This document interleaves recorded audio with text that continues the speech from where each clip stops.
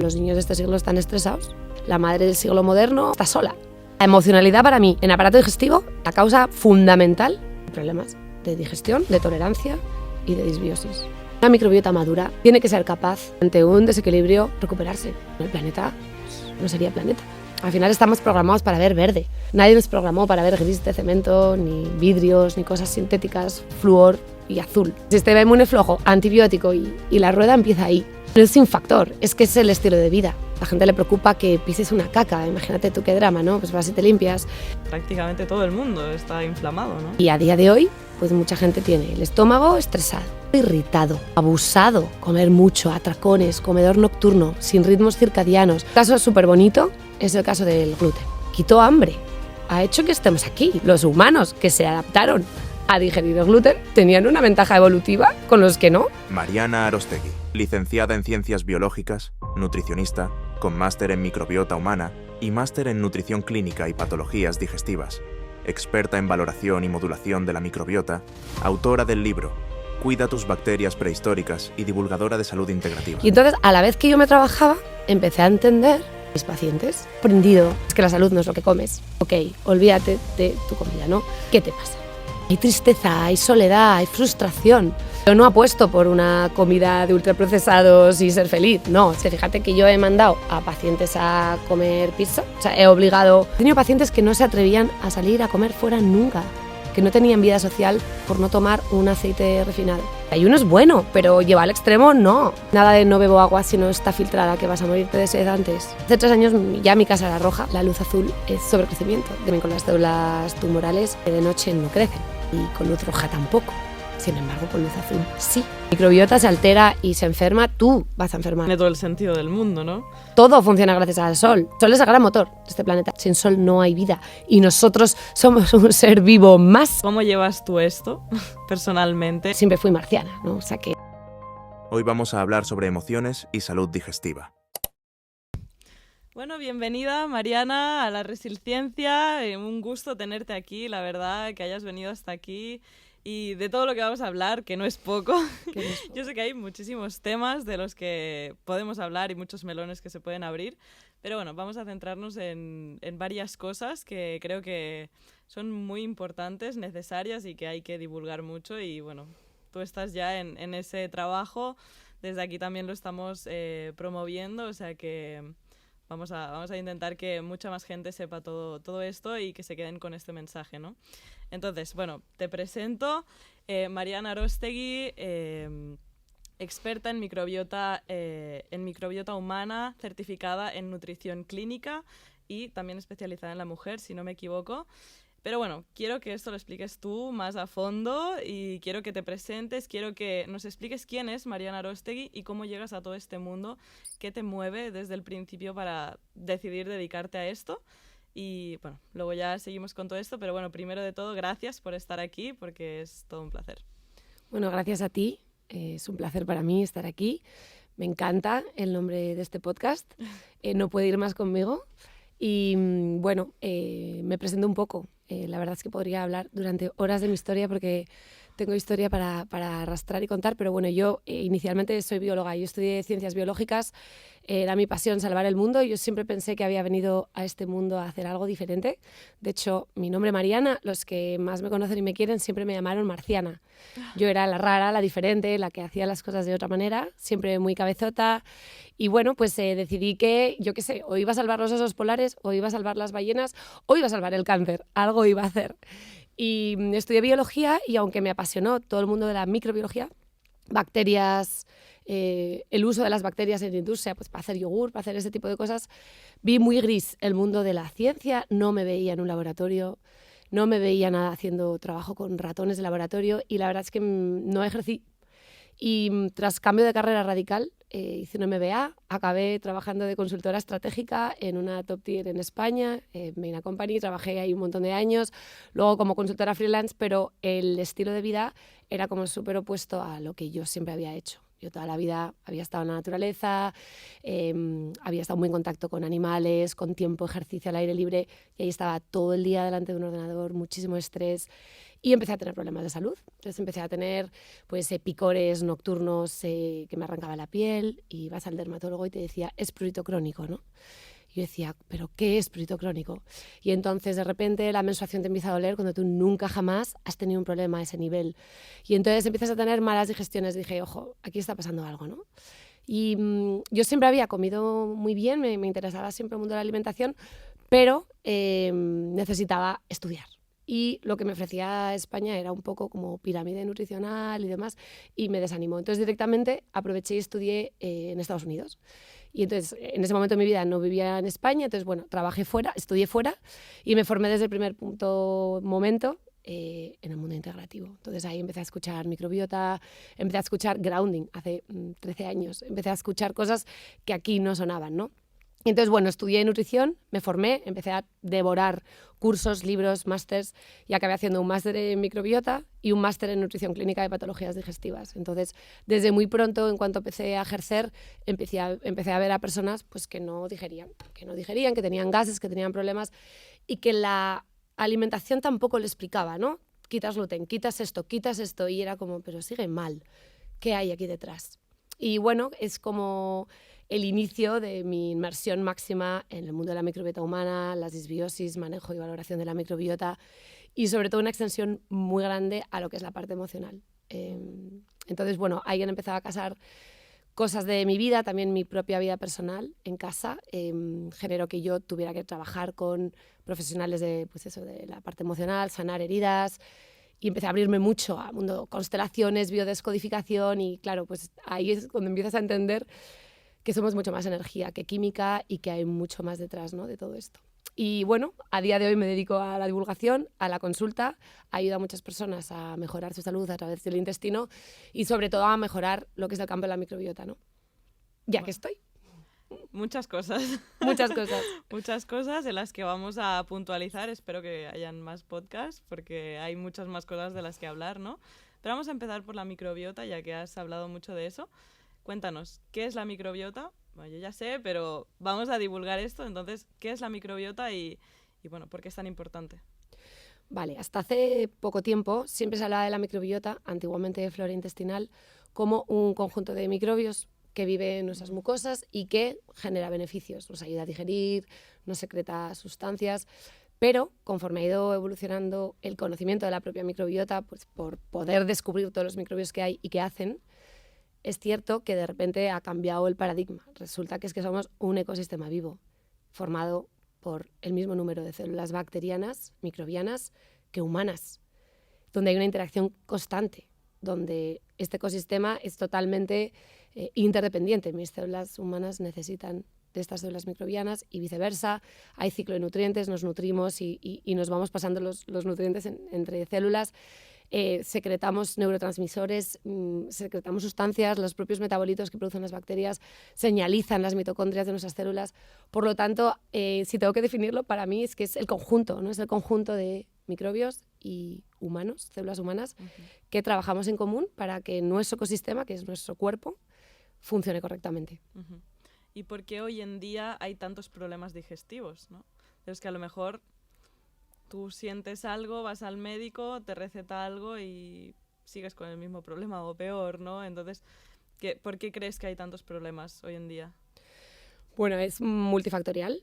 Hay muchos factores aquí, pero uno importante sin duda va a ser la parte de microbiota. O sea, una de las funciones más importantes de los microbios que viven en nuestro organismo es ayudarnos a digerir los alimentos. De hecho, los microbios, durante toda la historia de la evolución humana, han sido el vehículo que nos ha permitido tolerar nuevos alimentos y poderlos digerir. Por ejemplo, en Japón, la microbiota de los japoneses tiene microbios que degradan algas cuando el ser humano no tiene enzimas para digerir algas.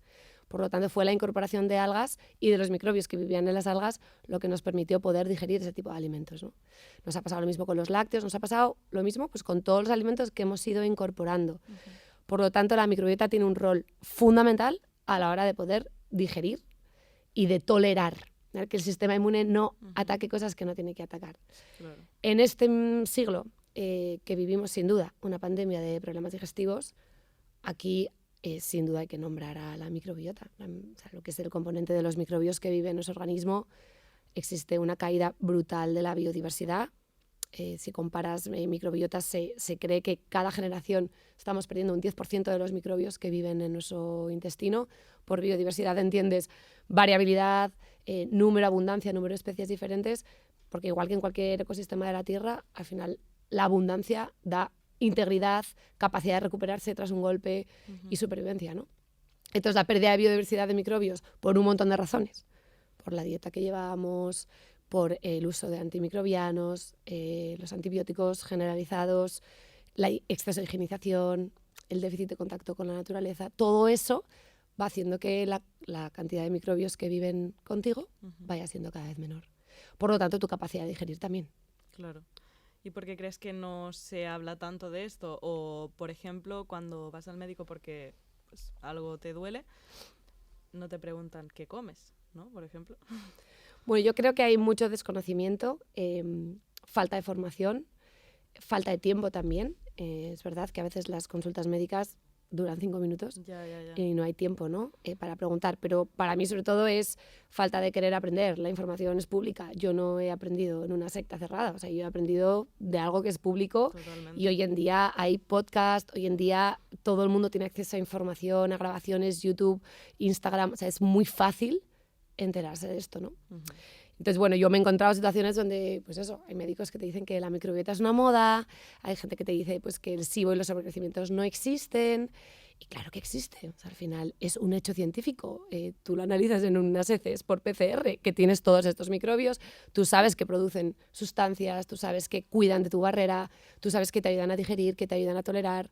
Y no es casualidad que a medida que la biodiversidad de la microbiota cae, hay cada vez más intolerancias, más alergias. Si es que en unos años la mitad de la población en España va a ser alérgico a algún alimento. Que es una locura, ¿no? Estamos atacando nuestra propia comida. El sistema inmune no está entendiendo que esa comida es comida humana.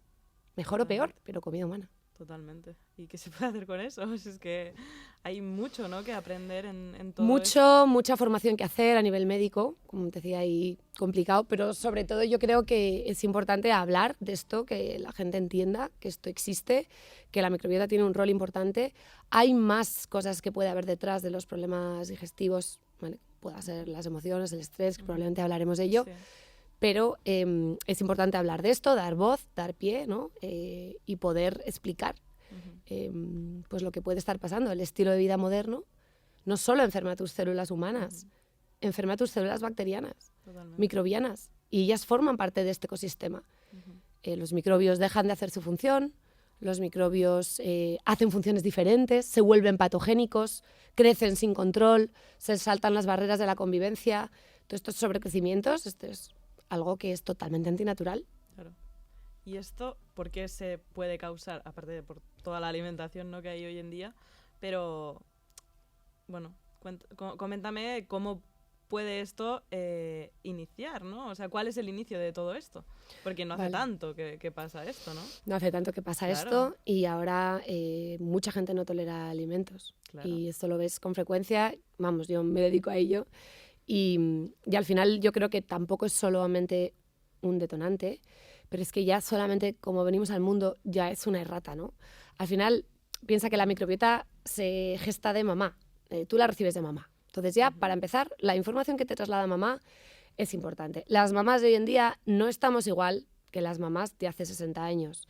Estamos estresadas, estamos llenas de tóxicos, comemos mucho peor, estamos rodeadas de wifi, por lo tanto ya nuestra microbiota no es la misma. Ya estamos gestando desde ya una información microbiana inmune que va a encender en ese bebé unos genes muy diferentes a los que deberían encenderse. Más tendencia a la alerta, más tendencia al ataque, a la inflamación, ¿no? Y además de eso, la forma en la que tenemos de nacer, que es a través del parto vaginal, ¿no? Cuando un bebé pasa a través del canal vaginal, es cuando realmente va a recibir la microbiota vaginal de su mamá.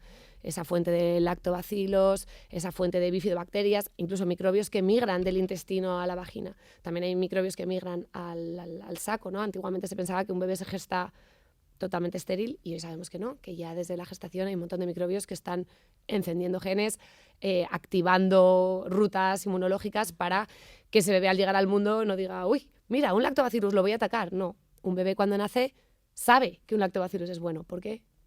O sabe que una bifidobacteria es buena. ¿Por qué? Pues porque eso viene programado, ¿no? Claro. Pero ¿qué pasa? Que a través del parto vaginal, muchas veces, si tienes la suerte de nacer por parto vaginal, muchas mujeres no tienen el 90% de su microbiota vaginal llena de lactobacillus. Hay otros microbios. Hay cándidas, hay oportunismos, hay bacterias proteolíticas. Claro, ya no es la misma herencia, ¿vale? Si es que tienes la suerte de nacer por parto vaginal, pero hoy en día Sí, no muchos otros. casi 40% de los niños nacen por cesárea. A veces necesaria, a veces, sin duda, pues eso hace que vayas a vivir. Pero en muchos casos no. Es por comodidad, pues te dicen que el bebé no crece o porque se acerca a las fiestas y al ginecólogo le viene mal, que de salud Nochebuena. Y esto es un hecho generalizado. Yo he trabajado muchos años en una clínica de la mujer y esto sé que ellos intentaban no hacer las cosas así, o sea que esta información sé que es real, ¿no? Y al final pues ya naces heredando una microbiota del aire del hospital, de la piel de la madre, ya no es la misma microbiota. Por lo tanto, cómo has sido gestada y cómo vienes a este mundo es que ya es un factor detonante. ¿Cuántos niños además luego reciben la leche de mamá? Que la leche de mamá está perfectamente hecha para que crezcan los microbios que tienen que crecer. Tienes ácidos, tienes fibras, azúcares que solamente son comida para bifidobacterias. Si tú tomas esa leche, con esos galactósidos tú vas a hacer crecer a las bifidobacterias. Entonces ya tienes un intestino plagado de bacterias que te van a generar ácidos, sustancias beneficiosas para el bebé, protección. Pero si tú tomas una leche de fórmula que no lleva esas fibras o que no lleva probióticos o que no lleva lactoferrina, inmunoglobulinas de la madre, pues claro, ya hay un tercer punto donde las cosas no están yendo bien y todavía no has ni empezado ni a comer, ni te ha empezado a bañar con jabón todas las noches, ni te han empezado a esterilizar todo, ni han empezado a higienizar la casa. O sea, es decir, luego ya va todo en lo que ocurre a continuación. Entonces, claro, pues sistema inmune flojo, antibiótico y la rueda empieza ahí. Entonces no es un factor, es que es el estilo de vida. Totalmente. Más que luego en la vida adulta y en el mundo que vivimos ahora, hay muchos factores que están acelerando todas estas disbiosis y son cosas que no se hablan. Yeah. Por ejemplo, las ondas electromagnéticas. Yo esto lo estoy investigando muchísimo porque yo misma en mi casa he creado un oasis electromagnético. Uso muchísima tecnología Spiro para todo. Y esto yo sé que altera las microbiotas humanas porque tengo pacientes que se han curado con tecnología Spiro. O sea, es un hecho que las ondas electromagnéticas alteran la forma que tienen los microbios de comunicarse, la forma que tienen de establecer estrategias conjuntas para atacar a un oportunista, para generar un biofilm. Todo eso se ve alterado por el ruido, el electrosmog y también toda la oxidación que se genera, ¿no?, en las células microbianas. Por lo tanto, eso nadie lo ve, nadie lo habla, Es que hay tantas pero cosas. está. Es que hay tantas cosas, ¿no? La luz, las ondas, la alimentación. Y claro, parece que solo sea la alimentación, ¿no? Pero o sea, si ya contamos que la madre es la primera que tiene que ver en todo esto, ¿no? Pues ya tenemos una charla muy, muy, muy larga, ¿no? Y tú has comentado antes sobre el SIBO y sobre la inflamación. Hoy en día es que, bueno, no sé cuál es el ratio, pero prácticamente todo el mundo está inflamado, ¿no? Eso es. Bueno, SIBO es una disbiosis. Realmente para mí cada disbiosis es diferente. Para mí, al final, una disbiosis es un desequilibrio, ¿vale? Una microbiota madura tiene que ser capaz de, ante un desequilibrio, recuperarse. Si no, el planeta pues, ya no sería planeta. Cada ecosistema del planeta Tierra tiene que ser capaz de recuperarse de un golpe, ¿no? Y eso lo hace una microbiota madura. Tú, por ejemplo, pues una microbiota que está bien, tú tienes una gastroenteritis y eso se resuelve. Pero hay gente que tiene una gastroenteritis y luego está 2 meses con diarrea. O sea que al final tú tienes esa capacidad. El problema es que los microbios están alterados, están saltándose las normas de la convivencia, porque aunque los microbios y las células humanas seamos un equipo, realmente el que pone las normas de convivencia soy yo. Yo decido dónde crecen, cuánto crecen, hasta dónde crecen. no me pueden sobrecrecer y comerme. No puedo estar hasta aquí de bacterias, ¿no? Las bacterias tienen que estar donde tienen que estar, ¿no? Y para eso yo tengo mecanismos. Yo tengo pHs, yo tengo bilis, yo tengo movimientos peristálticos del complejo motor migratorio, yo tengo un montón de herramientas que hacen que yo permita crecer a los que a mí me interesa que crezcan, ¿no? Al final es mi cuerpo. Pero ¿y si esas barreras no funcionan? ¿Y si el pH está alterado porque estás estresado y no produces ácido? ¿No? O tu alimentación está basada en azúcares y carbohidratos y eso está alterando el pH del estómago, que tiene que ser un pH 1, 2, 1, 3, no un pH 4, 5, 6, que es lo que te encuentras en consulta. Eruptos todo el día, indigestiones, pesadez, náuseas, reflujo. Eso es un estómago que ya de por sí no está haciendo su función no digestiva, que también, sino de generar un pH donde los microbios pues, se mueren. Y al final todas esas barreras van alterándose y eso va haciendo pues, que los microbios empiecen a crecer en lugares donde no deberían. Ese es el SIBO. El SIBO al final es sobrecrecimiento de intestino delgado, aunque ahora los sobrecrecimientos ocurren en todo el intestino, también en estómago, también en boca, en zona vaginal, urinaria, en piel. Y es un exceso de microbios que han dejado de comportarse de forma colaborativa y beneficiosa y comen. O porque hay mucha comida o porque la información de comunicación entre células es crecer, al igual que las células humanas se ponen a crecer a lo bestia haciendo un componente tumoral, ¿vale? Un componente maligno. En el mundo microbiano, tus bacterias beneficiosas pueden convertirse en patogénicas. De hecho, tienen lo que se llaman islas de patogenicidad, que son zonas de los genes, zonas génicas, que se activan y se convierten en patógenas. Por ejemplo, E. coli, Escherichia coli, que es una bacteria muy importante en el intestino, para el sistema inmune, para un montón de cosas, puede mutar a versión patogénica y causarte infecciones de orina. Es el 80% de las causas de infecciones de orina. Inicialmente es una bacteria beneficiosa, pero en un ecosistema pues que es negativo y que genera toda esa situación, pues acaba generando comportamiento oportunista o patogénico. Claro. Por lo tanto, es el ecosistema el que hace que estos microbios se alteren. Y al final esto es por no tolerar esa dieta humana de la que hablas. Bueno, no sé si es centrado en eso, tu libro, el de Cuida tu bacteria prehistórica, hablas sobre nutrición evolutiva. Imagino también tocas un poco esa parte, ¿no? Entonces, bueno, claro, todo va relacionado a eso al final. No toleramos esa dieta porque no estamos preparados, ¿no? Exacto. O sea, al final, para mí, no existe el lenguaje de qué dieta es mejor o peor. Al final, hoy ya sabemos que hay dietas que son más densas en nutrientes y mucho más interesantes para el ser humano. Pero hablando de digestibilidad, nosotros tenemos que ser capaz de digerir alimento humano. Claro. Es que tienes pacientes que no toleran un brócoli, tienes pacientes que no toleran una manzana. Podrás hablar de que hay más glucemia, menos glucemia, más grasa, menos grasa. Aquí no estoy en negociación de carnívoro versus vegano, ¿sí? Pero tú tienes que ser capaz de tolerar estos alimentos, ¿no?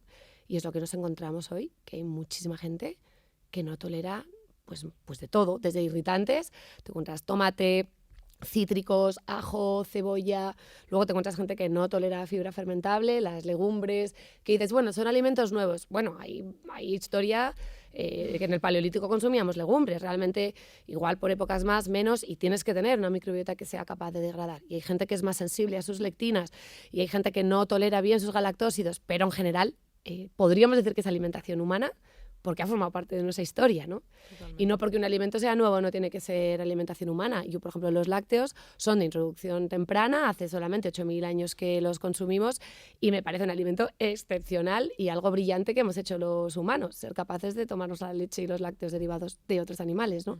¿Es por eso un alimento malo? No, la grasa del queso, la mantequilla, incluso es fuente de probióticos si viene en versión cruda, tiene prebióticos también con la lactosa, por ejemplo, fomenta que crezcan los lactobacillus, por ejemplo, son grandes fermentadores de lactosa y son las bacterias que protegen tu intestino delgado.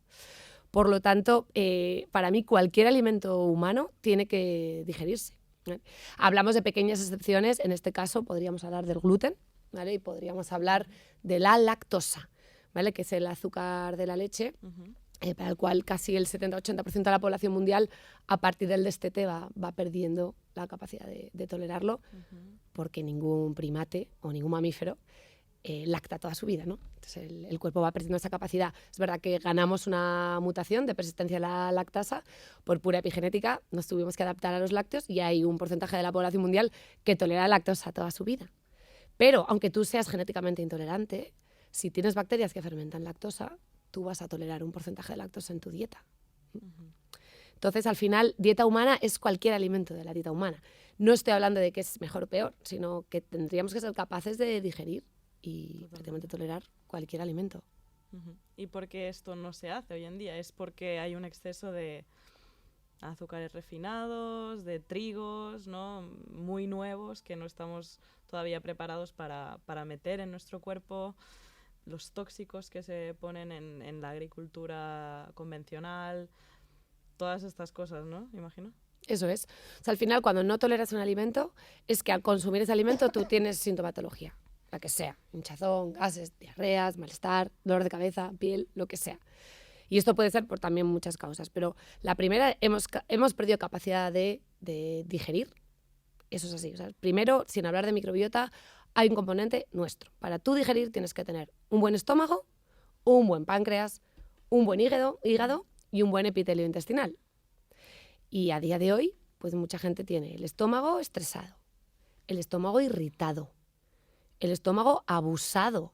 Comer mucho, atracones, comedor nocturno, sin ritmos circadianos, comer a todas horas, alimentos ultraprocesados, los aditivos, todo eso ya altera el funcionamiento del estómago, sin hablar de bacterias, ¿no? El hígado, que es muy importante porque es el que produce bilis y otras enzimas, y con esa bilis, además de matar microbios del intestino delgado, que es un gran antimicrobiano, genera una alcalinidad importante y demás, también tiene una función digestiva fundamental para las grasas, vitaminas liposolubles, pero es que hay muchas personas que tienen el hígado graso, el hígado oxidado, el hígado intoxicado, rutas de detoxificación que no funcionan. Entonces ya el hígado tampoco está funcionando ahí, ¿no? Hay muchas personas que tienen gases y que realmente no es una intolerancia, es que no les funciona el hígado. Igual a nivel pancreático, ¿no? El páncreas muchas veces te encuentras páncreas que no funcionan bien por déficits nutricionales, por ejemplo, por inflamación. Entonces, ya por el estilo de vida que llevamos, el aparato digestivo funciona mal. Pero es que luego hemos perdido microbios que nos ayudan a degradar ciertas fibras. Fíjate, un caso súper bonito es el caso del gluten, ¿no? Que en cualquier sector de la nutrición o de la salud más holística, más integrativa, es como gluten no, gluten no, gluten no. Es como el demonio, ¿no? Y yo tampoco digo gluten sí, pero tampoco digo gluten no, ¿sí? O sea, al final el gluten entró en nuestra dieta y quitó hambre, ha hecho que estemos aquí. O sea, realmente los humanos que se adaptaron a digerir el gluten tenían una ventaja evolutiva con los que no, porque al final eres capaz de tolerarlo, no te causa inflamación, puedes tener camada, puedes tener hijos y pasar tus genes a la siguiente generación. Al final, mi mentalidad bióloga, yo siempre pienso el éxito evolutivo es poder pasar tus genes a la siguiente generación. ¿Cuánta infertilidad tenemos hoy? Pero si tú eres capaz de tolerar ese alimento, tu sistema digestivo, tu microbiota es capaz de degradarlo o semidegradarlo y tolerarlo, pues bienvenido sea.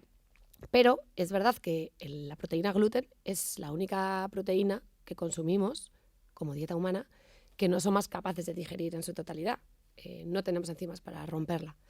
Generamos péptidos largos, como el péptido N33, por ejemplo, de la gliadina, el péptido de 17 aminoácidos. Hay péptidos que llegan al intestino delgado y pueden ser degradados por la microbiota o transformados. Son péptidos muy ricos, por ejemplo, en prolina, en glutamina. No tenemos las enzimas para llegar ahí, pero hay microbios que sí, especies de Lactobacillus, especies de Rhotia, son capaces de llegar a esos péptidos, transformarlos, semidegradarlos y hacer que para tu sistema inmune ya no sea un problema. Pero si tú no tienes esos microbios, de repente llega un péptido largo, extraño y complejo a ese epitelio intestinal que encima, y esto lo ha estudiado mucho el doctor Fasano, tiene la capacidad para adherirse a la célula epitelial y causar un poco de permeabilidad intestinal, ¿vale? Que aunque sea temporal y momentánea, es más permeabilidad intestinal.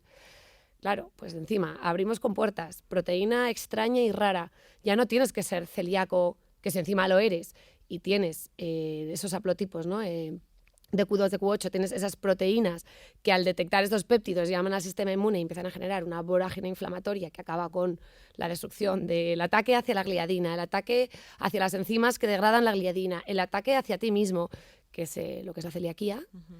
Muchas veces ni siquiera tienes que ser celíaco para que tu sistema inmune diga, ¿esto qué es?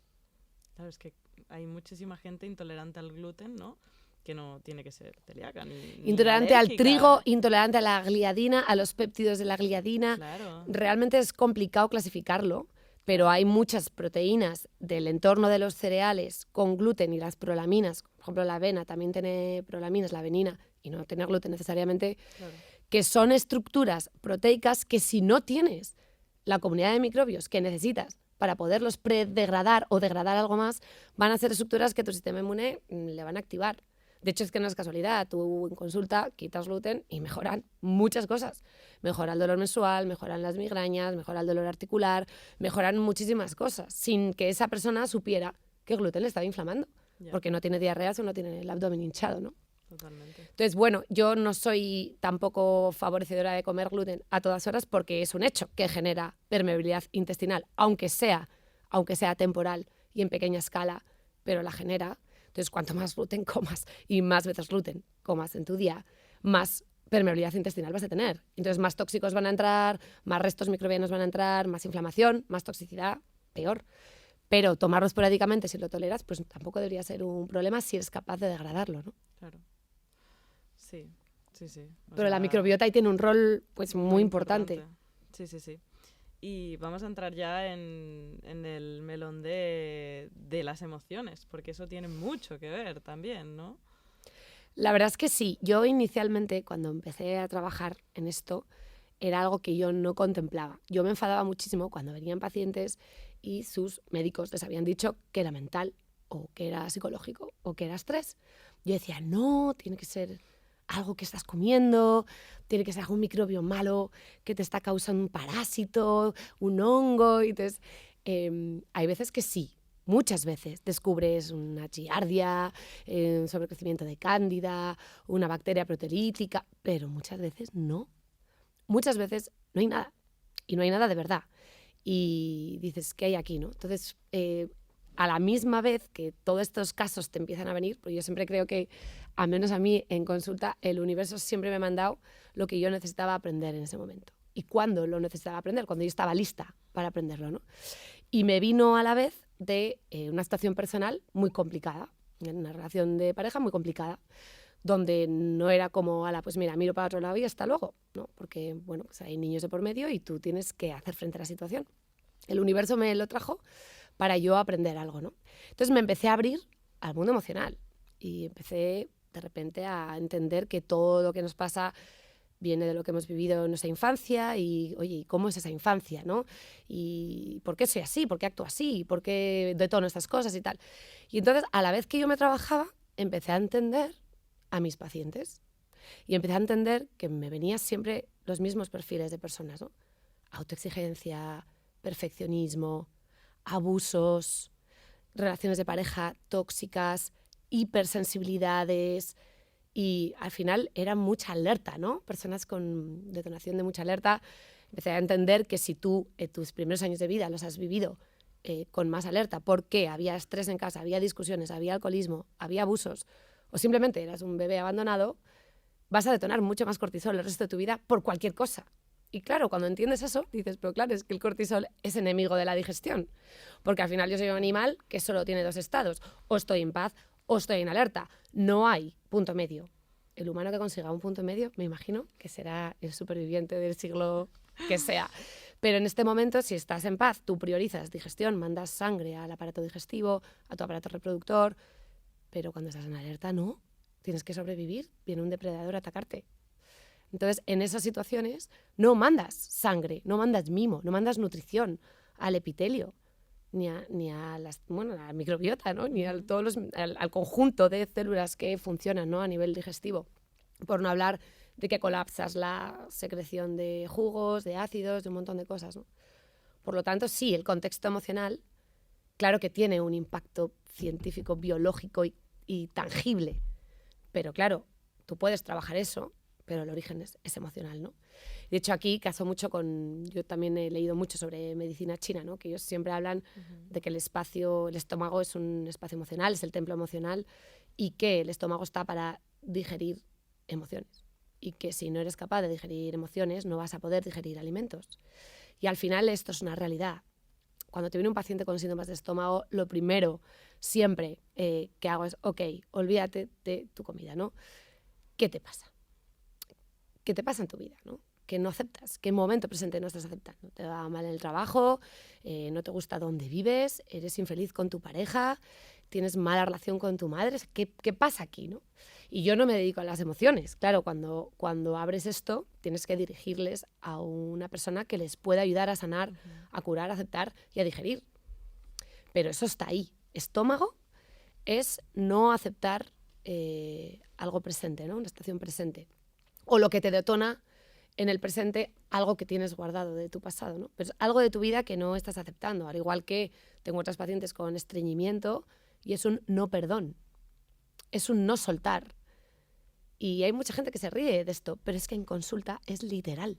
Sí, sí, sí. Tú escarbas y hay una infidelidad que no se han perdonado. Ay, o sea, al final nosotros no sabemos de dónde venimos. Somos mucho más energía, mucho más espirituales de lo que nos planteamos. Nos miramos solamente desde el punto de vista físico-químico, pero hay mucho más allá, ¿no? Y esto está ahí. Cuando tú trabajas aparato digestivo, si no estás abierto a esto, pues mal, ¿no? Y hay un componente emocional fundamental. Hay personas que te dicen, no, yo estoy tranquila. Y dices, pero tú tienes estrés. Yo siempre les pido del 1 al 10, les mando un formulario, ¿no? Del 1 al 10, ¿cuánto estrés tienes? Tengo que decir que nunca bajan del 7. Pero alguna vez me encuentro en 3 y digo, ¡wow! Tienes un 3 en estrés, entonces, ¿qué te pasa? A lo mejor estás jubilado ya. A lo mejor, pero porque tienes problemas digestivos, ¿no? Ya. Igual, pues eso, come mal, o pues yo qué sé, es la luz azul, que no he nombrado el tema luz azul, pero también está detrás de muchos temas de disbiosis. Pero casi siempre te encuentras 7, 8, incluso personas que te dicen, no, mi vida es tranquila, pero las ves en consulta que irradian una energía triste. Hay tristeza, hay soledad, hay frustración. Y eso está ahí. El lenguaje corporal dice mucho también, ¿no? O sea, tú Muchísimo. tienes a alguien en consulta y yo te puedo decir una cosa y tú me ves y dices, bueno, Yo con mis primeros, no me estás diciendo. con mis primeros 10 minutos, yo tengo claro si esa persona va a mejorar o no. Ya. Y eso que les tengo 1 hora hablando. Pero con la energía y el speech del principio, yo tengo claro si esa persona se va a sanar, ¿no? Y luego hay personas que no miran para adentro, que tienen miedo a parar para mirarse. Y esto es un problema de nuestro siglo. Dopamina a todas horas, Netflix a todas horas, comprar y comer a todas horas, abundancia, comodidad y no mirar para adentro. No sé si es porque te dé miedo ver lo que vas a ver o porque nadie te ha llevado por ese camino. Pero hay personas... Por ignorancia, ¿no? A lo Por mejor. ignorancia, nadie te ha llevado por ahí, efectivamente. Claro. No piensas que lo que te pasa puede tener un contexto emocional, ¿no? Y pues yo no tengo estrés, hasta a veces se te enfadan, ¿no? Ahí ya lo estás mostrando, ¿no? Claro, al final dices, bueno, aquí hay un contexto de estrés detrás importante, ¿no? Y luego hay gente que directamente es que quiere todo ya. Entonces vienen a tu consulta con problemas digestivos gestados de los últimos 20 años de malos hábitos y quieren un probiótico que les solucione, ¿no? Para mí, pues claro, ese tipo de pacientes también sabes que esa inmediatez, etcétera, pues no les va a hacer transformar lo que tienen que transformar. Que al final nadie tiene una disbiosis porque sí. Vuelvo a lo mismo, al final es un ecosistema que lleva millones de años gestándose, hemos vivido en equilibrio siempre, nunca hemos atacado el mundo ni a nosotros mismos, el componente de autoinmunidad que vemos hoy, el sistema inmune en alerta constante, atacando todo, niños con alergias, pieles rojas por todos lados, tripas hinchadas. Esto es nuevo, esto es totalmente nuevo. Y al final hay algo en tu ecosistema que está mal. Mira la parte emocional para empezar. Y esto, por ejemplo, lo veo mucho en niños. El contexto del plano emocional en aparato digestivo, los niños pues al final son un productito recién sacado de fábrica, ¿no? Aunque lleven la herencia de mamá, pocos pecados en su estilo de vida han podido cometer, aunque es verdad que, bueno, que el estilo de vida de antibiótico-terapia, medicina, los antipiréticos, los antidolor para todo, y el estilo de vida moderno, sedentario, delante de pantallas y comiendo galletas, no es el óptimo. Pero a veces te encuentras con bebés de 2 años que sus madres lo están haciendo medianamente bien y el bebé tiene la tripa hinchada y no tolera el huevo y no tolera la ternera y dices, pero ¿qué pasa aquí, no? Y al final tienes que mirar a la mamá. Es decir, un bebé es reflejo de la mamá, es espejo. Un bebé, un niño hasta los 6, 7 años de vida es espejo de mamá. Entonces, ¿qué emoción hay ahí, no? ¿Qué emoción hay en mamá, no? Y cuando vas ahí, es cuando la mamá trabaja eso, es cuando el bebé suelta. y se sana. Y los niños al final parece que son intocables, pero los niños de este siglo están estresados. Si es que las mamás estamos estresadas, para empezar. Los entornos laborales que vivimos, la mayoría de las madres, son estresantes. La vida en pareja, la madre del siglo moderno, o sea, del mundo moderno, está sola. Ya no hay la tía Enriqueta, la prima soltera que viene y te echa un cable. No, estás sola en tu piso y además te han enseñado a ser súper independiente y súper libre y trabajar y exitosa y, ¿no? Y empujar y de repente estás encerrada en un piso con un bebé que solo llora y todo eso genera muchísima soledad y muchísimo estrés. Por lo tanto, ya has gestado en estrés y la lactancia y el posparto también es estresante. Claro, el bebé está chupando cortisol por todos lados y enseguida los abandonamos en una guardería que al final es abandono, aunque lo tengas que hacer porque lo tienes que hacer, es abandonar a tu cría. Los primates, durante toda la etapa de lactancia tenemos al chimpancito pegado al cuerpo, colgado constantemente. Y lo que queremos las mamás hoy es abandonar al bebé en una cuna y que no llore y que tire la noche y te deje en paz. Porque al final pues hay mucho egoísmo, hay mucha poca capacidad de sacrificarse por el otro, priorizas tu sueño y tu bienestar a que tu bebé pueda estar bien, ¿no? Y en muchos casos es así, hay muchas lactancias que no salen adelante por desconocimiento y muchas otras por egoísmo.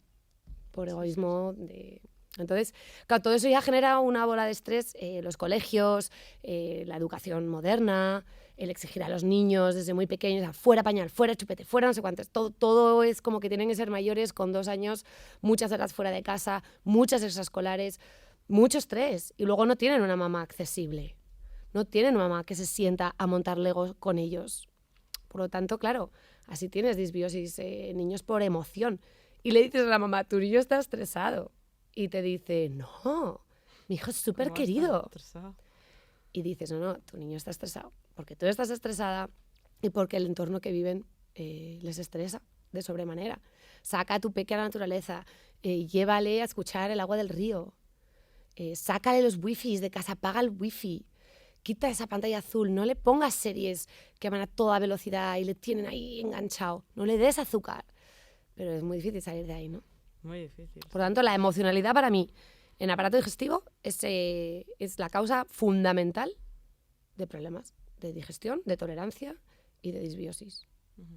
Entonces, alguien que esté feliz o en paz, o llámale como quieras, que coma mal, puede digerir mejor algo que alguien que coma todo ecológico, una alimentación que para esa persona está muy bien, pero que está súper estresada. Mira, has tocado un punto con el que yo ahora estoy muy sensibilizada, ¿vale? Y es exactamente este. Hoy en día hay tanta información que mucha gente lo lleva al extremo. Entonces, comen perfecto según lo que consideran, pero limpio. No comen ultraprocesados, no comen azúcares, no beben alcohol, hacen ejercicio de fuerza porque es buenísimo para la longevidad, y ayunan y hacen ayuno de no sé cuántas horas y se suplementan, que es el magnesio, que es la vitamina C, todo, ¿no? De libro. Y vienen a la consulta con la tripa como un globo. ¿Qué pasa? Y lo primero que te dicen, es que no lo entiendo, estoy por dejar todo. Es que claro, es que tengo compañeras de trabajo que en el descanso se toman un donut con un café con leche y no tienen ni un gas. Y yo siempre les digo, seguramente esa mujer es mucho más feliz que tú. Seguramente esa persona es mucho más tranquila que tú. Igual tuvo la suerte de que su mamá le gestó con más paz, igual tuvo la suerte de que su infancia fue más tranquila y le exigieron menos, tuvo más amor. Pero si tú eres más tranquilo, te tomas la vida con otra filosofía, no vas a estar en alerta, no vas a atacar al mundo. Y es así. Y yo no apuesto por una comida de ultraprocesados y ser feliz. No, o sea, lo perfecto es ser feliz y comer bien. Claro. Pero que al final hacer las cosas también muy perfectas en personas que ya tienen ese perfeccionismo de base y esa autoexigencia es incluso contraproducente. Fíjate que yo he mandado a pacientes a comer pizza. O sea, he obligado a, mira, los viernes vas a cenar pizza. En plan, ¿cómo? O no, te obligo, 2 días por semana vas a comer fuera y está prohibido que metas verdura. Y te miran como, ¿pero por qué? Porque tienes que flexibilizar. He tenido pacientes que no se atrevían a salir a comer fuera nunca, que no tenían vida social por no tomar un aceite refinado. Tú imagínate. Entonces, claro, ese nivel de exigencia y perfeccionismo, incluso el ayuno, ¿no? les dices, por ejemplo, que yo siempre me río de esto, plan, a ver, pues tienes el estómago irritado, pues vamos a tomar zumo aloe vera. Al despertarte, te vas a tomar un poquito de chupito de pulpa aloe vera, que va muy bien. Al día siguiente, correo, Mariana, ¿el pulpo de aloe vera rompe el ayuno? Digo, no me lo puedo creer. ¿Qué más da? O sea, te estoy sanando tu mucosa. Olvídate del ayuno. Claro. ¿Por qué te preocupa tanto el ayuno? El ayuno es bueno, pero llevar al extremo no. Claro. De hecho, el ayuno extremo y el ayuno estresado generan más pico de cortisol, ¿no? Para poder sobrevivir y llegar a cazar alimento cuando no teníamos dónde encontrarlo, ¿no? Entonces, ya en mujeres de base que tienden al estrés, que tienden a la autoexigencia, que encima tienen síntomas por toda esta situación de estrés, ayunar, pues probablemente mal. De hecho, yo he roto ayunos de personas y solo con eso, de repente, uy, pues desde Mariana, desde que desayuno, me hincho menos o estoy mejor. Pues porque les has quitado ese contexto de presión, tener que cumplir 16 horas porque dicen que el ayuno 16 horas es perfecto para tu longevidad, ¿no? Entonces, para mí no es tanto comer mal versus comer bien, es un estado anímico de paz, de estar en paz, de estar presente, de no esperar. Para mí ha sido un recorrido personal también.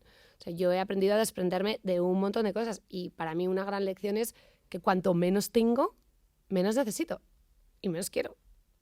Y estoy mucho más en paz. Hace años, cuando yo trabajaba en consultoría, tenía que tener el bolso a la moda, usaba gafas de sol, tú imagínate qué cronodisrupción.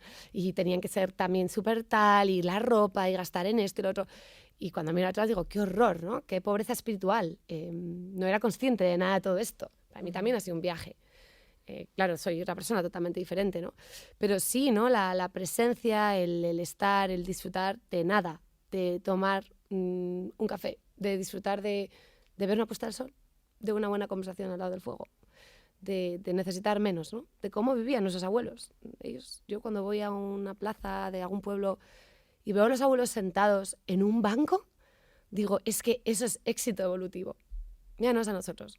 Yo voy en el coche por las mañanas de camino al colegio con los niños y siempre observo el mundo y en las paradas de autobús todo el mundo está con el móvil. ¿Y quién no? Las personas más mayores. Están sentadas, mirando, contemplando, pensando, igual rezando, pero están ahí. Y al final, claro, pues eso hace una diferencia, ¿no? Cuando estás en la alerta, en la prisa, en el querer tener, en el no llegar, en el aparentar, que es muy de nuestro país, ¿no? Y el querer ser algo que no eres y demás, todo eso te hace ansiar cosas, dormir mal, estar en alerta constante. Eso te va a llevar a digerir mal, está claro. Por lo tanto, más paz con pizza y menos estrés con carne ecológica y brócoli. Claro, estar en el momento presente, ¿no? Eso Vivir un solo día a la vez, ¿no? Porque tanto hay estrés como lo que va a pasar mañana, como lo que llevas cargando todavía de ayer, ¿no? O sea, al final vas cogiendo estrés por todas partes. Sí, y también que al final es un viaje que vamos a hacer una vez, bueno, igual luego nos reencarnamos en otra cosa o no lo sabemos, pero este viaje que estás haciendo esta vez lo vas a hacer una vez. Y que al final el tiempo, aunque sea una variable que medimos, es un contexto totalmente subjetivo. No es lo mismo pues estar esperando un minuto colgada de una barra, que es mi nuevo reto, aguantar cuanto más posible colgada de una barra sin más, que quieres llorar para que llegue ese minuto y se acabe de una vez, que una hora de conversación con una persona que te apasiona, ¿no? O sea, es que el tiempo es totalmente subjetivo. Yo, de hecho, lo noto. Yo, por ejemplo, que vivo en Madrid, el tiempo va más rápido en Madrid que cuando me mudo al sur, que hago 3 meses del año, los paso en el sur. Cuando mis niños tienen vacaciones, me traslado ahí. Como yo teletrabajo, pues vivo ahí. Y estoy en el campo, al lado del mar. El día ahí es más largo. Y hago lo mismo. Tengo los mismos hijos, tengo los mismos perros, tengo el mismo to-do, hacer la compra, trabajar. Hago lo mismo, pero el día es más largo. En Madrid va más rápido, porque todos vibramos más rápido. Todo va más rápido y el tiempo es más corto. Entonces, si también aprendes a parar, cuando no haces nada, el tiempo es más largo, tienes más tiempo. Y eso es importante también, ¿no? No solamente por cómo vibra tu cuerpo y cómo digieres y cómo te encuentras, sino también porque tienes más tiempo para vivir. Sí, sí. Has nombrado la luz azul. Sí. Y tú llevas las gafas amarillas. esto también afecta muchísimo, ¿no? En todo el tema de la microbiota, la inflamación, el estrés. Bueno, para mí esto ha sido uno de los mejores cambios que he hecho en mi vida. Hace 3 años que mi casa es roja. Yo esto lo escuché por primera vez en Estados Unidos hace muchos años, pero a la persona de la que más he aprendido ha sido Carlos Estro, que yo creo que para todos ha sido un referente en esto. Y yo nunca he tenido insomnio, ni mucho menos, pero yo empecé a poner mundo rojo en mi casa y demás por priorizar el sueño, ¿vale? Realmente yo no era consciente del impacto de la luz azul hasta hace, te diré, 2 años, más o menos. Pero ya hace 3 años, hace más, pero hace 3 años ya mi casa era roja en las horas de oscuridad del exterior y yo notaba una calidad de sueño diferente, mis hijos también dormían mejor, todo era como me encontraba con más energía por la mañana, etcétera, ¿no? Y luego, en los últimos años, se empieza a hablar de la luz azul, entonces yo me he puesto a investigar qué pasa con la luz azul, ¿no? Y claro, cuando te pones a entender lo que pasa en tu cuerpo con toda la luz artificial y todas las pantallas, etcétera, dices, ¿pero qué estamos haciendo? O sea, para mí hoy podría ser el mayor tóxico al que estamos expuestos los seres humanos y encima estamos expuestos a ella todo el día. Porque nosotros yo cuando era niña había luz en casa, pero las bombillas eran incandescentes. La bombilla incandescente tiene un pico azul muy pequeñito. Es un espectro más parecido al atardecer. Por lo tanto, no estábamos bloqueando la secreción de melatonina ni estábamos impidiendo un buen sueño, etcétera. Pero a raíz del año 2010, 2012, no recuerdo la fecha exactamente, que se obliga por ley que todas las luces se trasladen al mundo LED, pues claro, es que LED es un pico azul brutal todo el rato, de noche, de día, a mediodía. Entonces, entre que no estábamos fuera y nos pasamos el día en el interior con esta luz que es totalmente artificial y no representa para nada lo que necesitamos recibir en cada hora del día, pues claro, todo eso junto con las pantallas, etcétera, tenemos un empacho de luz azul brutal. Y la luz azul, desde el punto de vista microbiano, si yo lo miro desde el punto de vista de microbiota, es sobrecrecimiento. La luz azul es sobrecrecimiento. De hecho, esto ocurre también con las células tumorales. Se sabe que de noche no crecen. Y con luz roja tampoco. Sin embargo, con luz azul sí. Y esto pasa con los microbios también. O sea, al final el exceso de luz azul no solamente va a alterar tus ritmos circadianos y por tanto tu capacidad de digerir, tu sistema inmune te debilita, bla, bla, bla, sino que la propia exposición a luz azul está generando disbiosis, ¿no? Y esto cuesta encontrar información porque al final es real. Hay muchos intereses en que tú sigas enganchado a tu pantalla. Entonces es muy complicado que salgan adelante estudios y es muy complicado llegar a esa información. Pero hay estudios que se esconden y hay cosas que, bueno, que acaban ahí medio tapadas, pero que si rascas encuentras información al respecto, ¿no? Y esto es otro de los grandes cambios que al final encuentras en los pacientes cuando les dices, oye, mira, ¿a qué hora te acuestas? ¿A qué hora tal? ¿No? Oye, filtra la pantalla de tu ordenador, pon filtro rojo en tu móvil, cómprate unas gafas. Si vas a estar en un entorno tóxico, usa gafas. Yo en el día a día mi casa no es tóxica, entonces yo nunca uso gafas. Pero claro, si voy a estar en un entorno con mucha luz, etcétera, pues me las llevo. Y por la noche igual. Al final eres una persona social, que igual, pues eso, vas a ver una peli con alguien, ¿no? Pues entonces, si la televisión está con luz azul, pues tú te puedes filtrar y hacer este biohacking, ¿no? Claro. Y ponerte un filtro rojo por la noche, amarillo por el día, rojo por la noche, para que tu cuerpo esté en programa noche y tú puedas generar todo lo que tienes que generar por la noche, ¿no? De recuperación, regeneración, limpiar la basura del cuerpo, ¿no? Y dormir bien y descansar sin que eso esté haciendo que no tengas vida normal, ¿no? Pero en cuanto a microbiota, el estar muy en contacto con el sol por el día y muy en contacto con la oscuridad por la noche y alejarte lo máximo posible y protegerte de luz azul es una palanca que hace que síntomas mejoren sin cambiar tu alimentación. Y al final dices, hay más disbiosis que nunca. Claro, es que hay más luz azul que nunca y más ondas electromagnéticas que nunca, ¿no? Yo creo que son las dos cosas de las que menos se habla, que un médico jamás te va a mencionar y que están ahí y que es un hecho que enferman. Porque al final, pues fíjate la cara, ¿no? El ordenador todo el día puesto en la cara, la luz azul envejece, oxida. Y hay gente que dice, no, claro, es que desde que uso... Se me hace mucha gracia, ¿no? Me dijo mi farmacéutica que me pusiera protector solar y desde que lo uso, mi piel está muchísimo mejor. Dijo, claro, te estás protegiendo de la luz de tu ordenador todo el día. te estás protegiendo de la oxidación de tu ordenador, de tu móvil y de la luz de tu casa. No te estás protegiendo del sol que no te da. Ojalá Claro, te diera el sol, no ojalá te claro. diera, ¿no? Y al final Que también está demonizado. asocian Pero que eso ya usar otro crema... día. Eso para otro día. Pero bueno, el sol es importante también desde el punto de vista de salud digestiva, ¿eh? Sí, sí, sí. Al final eso está ahí. Pero que al final la luz azul oxida. Y al igual que oxida tus células, oxida tu sistema inmune, oxida la conexión células humanas, bacterianas, y altera también a los microbios que viven contigo. Por tanto, te enfermas. Si tu microbiota se altera y se enferma, tú vas a enfermar. Claro, bueno, tiene todo el sentido del mundo, ¿no? Pero Claro. parece que hoy el sentido de la lógica no va tanto, ¿no? Y bueno, es que al final llegamos siempre a la misma conclusión, ¿no? O sea, volver a la naturaleza y a cómo estábamos antes es la solución, ¿no? Porque has nombrado también el grounding. Eso lo noto muchísimo, o sea, te vas al campo, te quitas los zapatos y ya cambia tu día. Los problemas se van. Yo cuando tengo estrés podré hacer muchas cosas, pero creo que la que más suelo hacer es quitarme los zapatos y pisar terreno natural, ¿no? Ya no solamente por la parte de electrones, mitocondrias, energía, sino también el grounding es fundamental para entrar en contacto con los microbios del suelo, ¿no?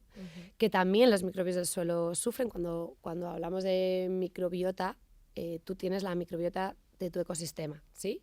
O sea, al final, si vives en un ecosistema diverso, vas a tener una microbiota más diversa, y una microbiota más diversa es más éxito evolutivo para tus células bacterianas y para ti. Por tanto, más éxito, más salud, ¿no? Más reproducción, más salud.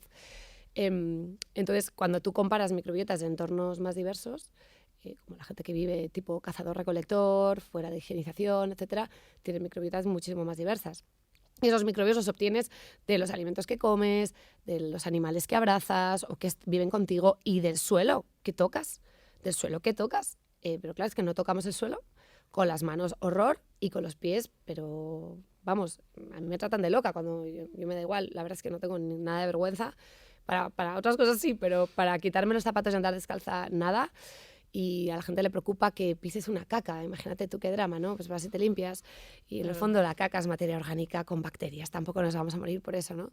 Pero es verdad que al final los microbios que están en el suelo también son información, también son fuente de entrada para conectar con tu sistema inmune y que tu sistema inmune entienda, ok, estamos aquí, estos microbios trasladan esta información y está todo bien. Este es el entorno en el que vivo, los microbios le dicen a tu sistema inmune que aquí está todo tranquilo y hace que toleres mejor el entorno. Personas con alergias, por ejemplo, que hagan grounding, que toquen la tierra, porque al final están incorporando microbios que mandan información al sistema inmune de que lo que hay en tu ecosistema está bien. ¿Por qué atacarías el polen de las plantas que tienes en tu jardín? Claro. ¿Por qué atacarías a tu perro? ¿Por qué atacarías a un gato? ¿Por qué atacarías a los ácaros?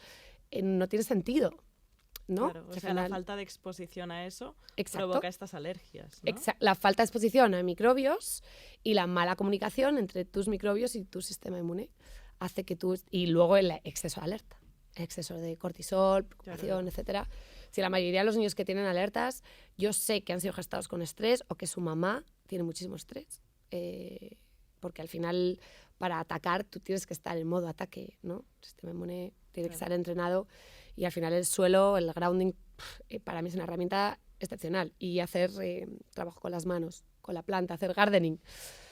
Tener plantas en casa, si no vives en el campo, tener plantas y tocar su tierra, tocar las plantas. Yo tengo muchos animales, me encanta convivir con animales, abrazarles. Ellos también son fuente de microbios de tu ecosistema. Es tu ecosistema. Y al final es todo entrada, ¿no? Toda la naturaleza que puedas, en la medida en la que puedas. La gente dice, no, es que vivo en la ciudad. Hay parques. El fin de semana no trabajas. Coge el coche y vete a 30 minutos. Vete a un río. Es que eres otra persona con el sonido de los pájaros, con el sonido del río, con ver árboles. Al final estamos programados para ver verde. Nadie nos programó para ver gris de cemento, ni vidrios, ni cosas sintéticas, flúor y azul. Estamos hechos para ver verde, tierra, y es donde estamos. Es donde el sistema inmune está en calma y es donde nuestros microbios también. Sí, sí. Bueno, también hablando del sol, aunque ya estamos por acabar, es que está demonizado. Es el demonio, el sol ahora, ¿no? Y es como, pero a ver si hemos estado toda nuestra vida, ¿no? Tomando el sol. Bueno, no tomando el sol, pero viviendo con el sol presente. Y ahora, ¿por qué pasa todo esto? Pues porque no estamos expuestos, ¿no? Exacto. O sea, para mí, desde el punto de vista de bióloga, el sol mueve todos los ecosistemas del planeta Tierra. Es el biomodulador por excelencia. Las nubes se crean por el sol, las plantas hacen fotosíntesis gracias al sol. Todo funciona gracias al sol. El sol es el gran motor de este planeta. Sin sol no hay vida. Sin sol no hay vida. Y nosotros somos un ser vivo más que necesitamos ese sol para funcionar. Ya no solamente por producir vitamina D, producimos miles de sustancias más por estar al sol, sino también por ritmos circadianos, por salud mitocondrial y por salud microbiana.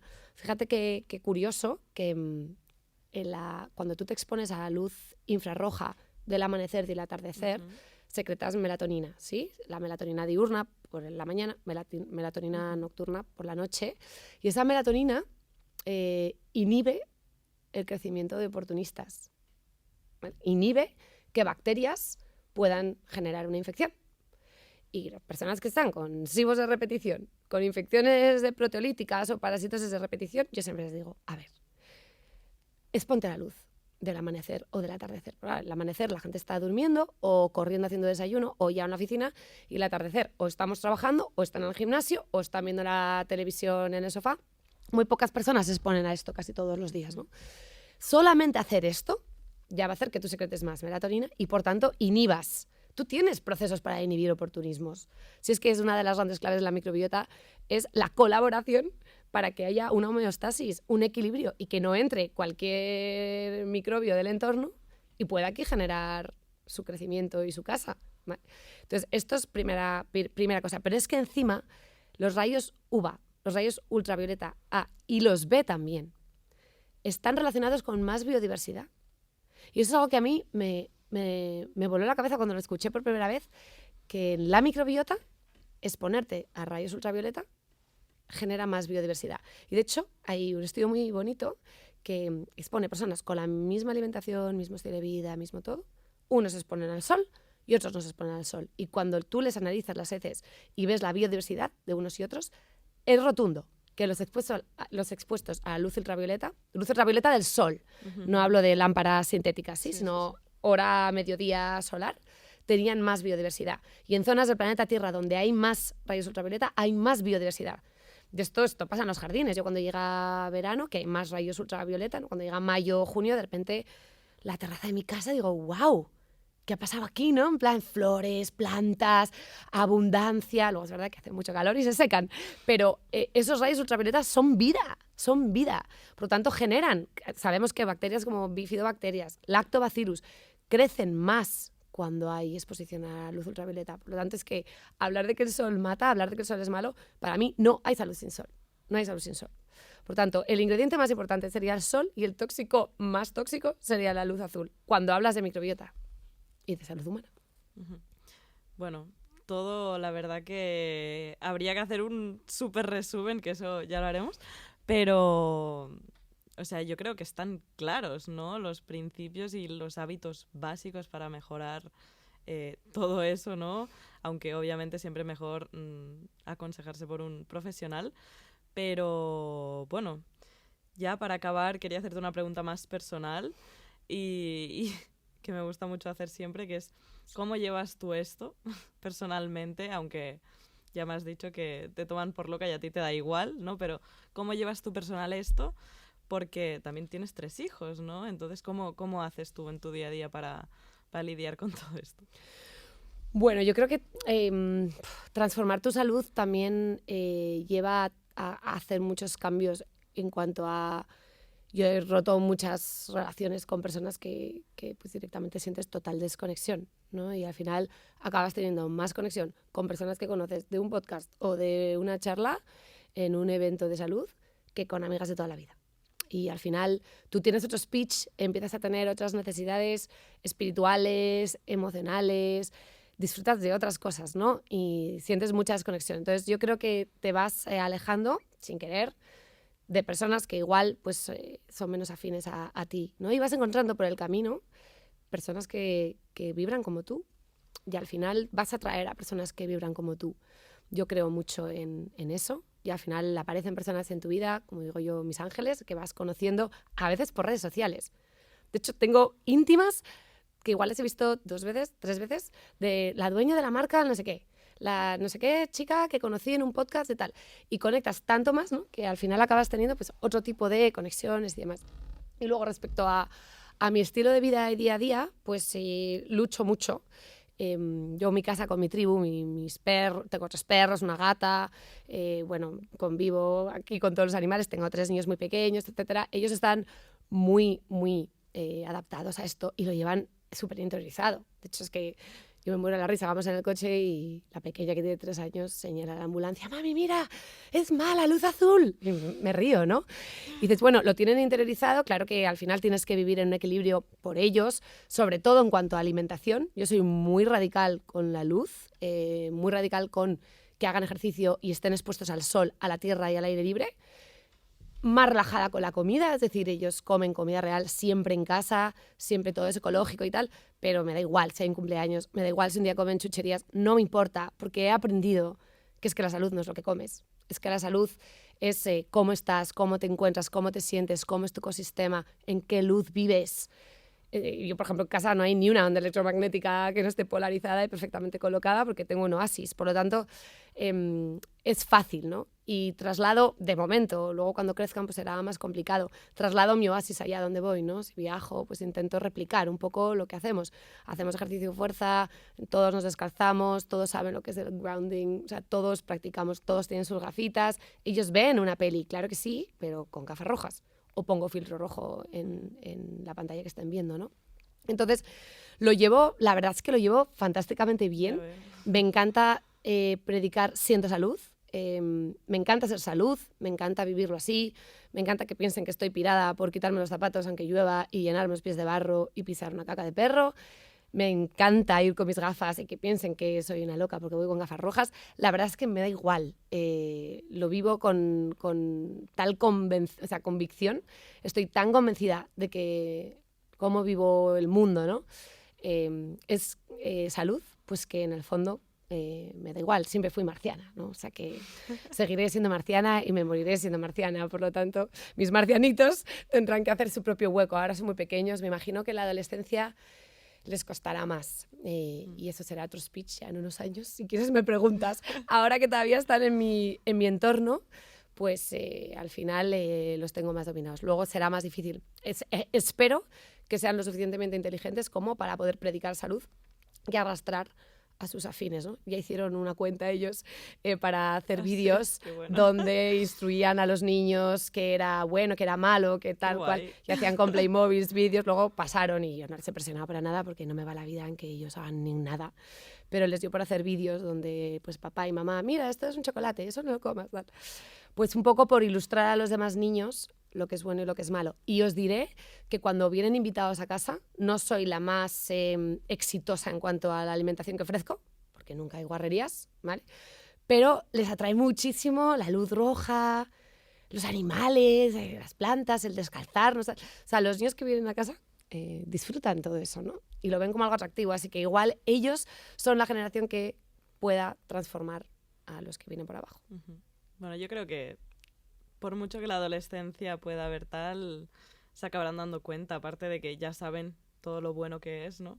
Yo cuando era pequeña me llamaban la rara, ¿no? Porque comía ecológico, cuando iban al McDonald's yo no iba y todas estas cosas, ¿no? Entonces, pero luego te acabas dando cuenta y intentas también promoverlo, ¿no? Y difundir eso a otra gente. Así que bueno, espero que haya otro próximo y también de aquí muchos años cuando tus hijos ya sean mayores.